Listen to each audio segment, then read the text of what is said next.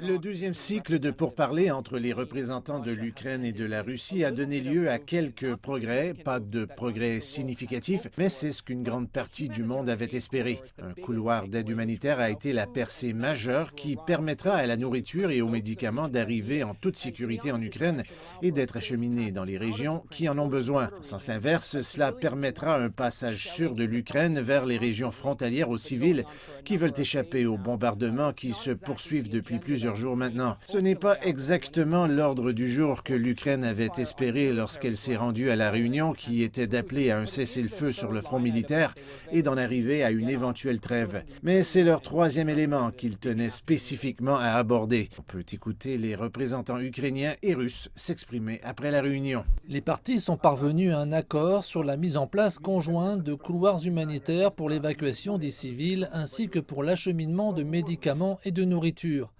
Les endroits les plus hostiles sont les lieux où se déroulent les combats. Les positions sont claires.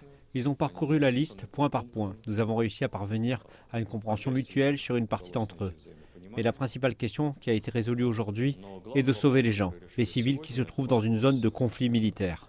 Les deux parties ont convenu qu'elles se rencontreraient pour un troisième cycle de pourparlers. Nous n'avons aucun détail sur la date à laquelle cela pourrait se produire, mais ce sera probablement au même endroit de l'autre côté de la frontière avec l'Ukraine, en Biélorussie. Il y a encore une longue liste de points dont les deux parties doivent discuter si elles trouvent un certain type d'accord, mais il est vraiment peu probable que bon nombre d'entre eux, notamment les demandes de la Russie, soient acceptées par les Ukrainiens. Ils ont dit catégoriquement que beaucoup d'entre eux ne sont pas envisageables du côté ukrainien et nous verrons assurément d'innombrables réunions alors que les bombardements se poursuivent en Ukraine avant que des progrès significatifs ne soient atteints à cet égard, potentiellement avec le résultat final qui pourrait être quelque chose réalisé par les militaires.